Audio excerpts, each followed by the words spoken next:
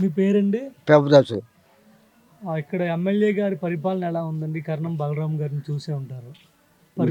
బాగానే చేస్తున్నారు. బాగా చేశారు. ఆ, మంచి ఆయనేనా? మంచి ఆయన వాళ్ళ అబ్బాయి వెంకటేష్ బాబు గారు ఈ ఎన్నికల్లో పోటీ చేస్తున్నారు మరి. చేస్తారు, బాగానే చేస్తారు. ఆడికి వేస్తామండి. వెంకటేష్ బాబు గారు ఆ, గెలిపించుకుంటారు. ఆ, వెంకటేష్ బాబు గారు గత 5 ఏళ్లలో సరిగ్గా పరిపాలన ఇక్కడ చేయలేదు. జనాలు భయపెట్టి పరిపాలించారు. అభివృద్ధి లేదు అంటున్నారు మరి. అది ఏమి లేదండి.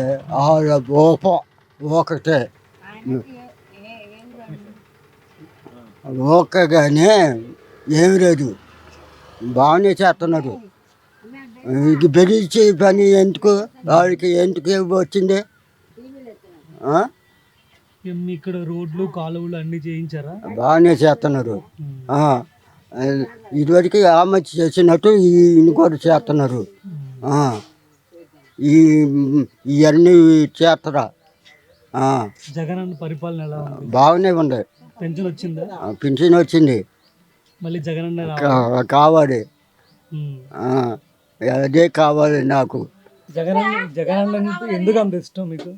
ఎందుకంటే అందరూ జనాన్ని ముసలోడిని పిల్లల బేరకాయ మొత్తాన్ని బాగు చూసాడు జగన్ అన్న అభివృద్ధి చేయట్లేదు, దోచుకుతున్నారని అంటున్నారు టీడీపీ అంటున్నారు. అదేం కుదరదు. అసలు చంద్రబాబు నాయుడు అంటే ఎవడు, పవన్ కళ్యాణ్ అంటే ఎవడు చెప్పు. అసలు పవన్ కళ్యాణ్ ఎవడు? చంద్రబాబు నాయుడు అన్నాడు, కొన్నాళ్ళు చేశాడు. పవన్ కళ్యాణ్ చేశాడా? ఓడిపోయాడు. మళ్ళీ ఇప్పుడు ఆడు ఒకటయ్యి మళ్ళీ దీంట్లో రావటం ఎందుకు? చంద్రబాబు వస్తే 4,000 పెన్షన్ ఇస్తాం అంటున్నారు. వాడు 5,000 ఇచ్చినా కూడా వద్దు. నమ్మట్లేదా మరి? ఎవడు నమ్మరు. జగన్ అన్నే నమ్ముతారా? 2024 ఎన్నికల్లో జగన్ అన్న గెలుస్తారు. గ్యారెంటీ గెలుస్తాడు, ఏం తిరుగులేదు అని. మీ పేరండి? నా పేరు బాబు నలమాల. ఇక్కడ కర్ణం బలరాం గారు ఎమ్మెల్యేగా పనిచేశారు. ఆయన పనితీరు ఎలా ఉంది? బాగానే ఉంది. అభివృద్ధి జరిగిందా? బాగా జరిగింది.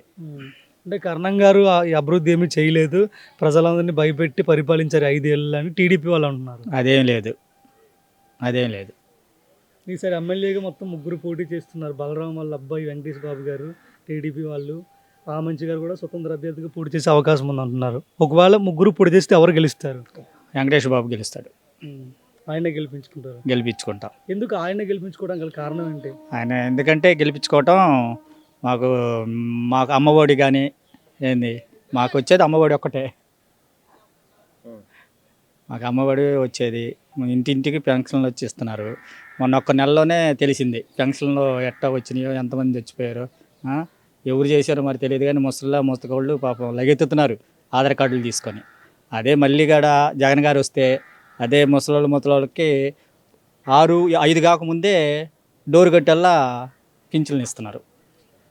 మళ్ళీ జగన్ రావాలి.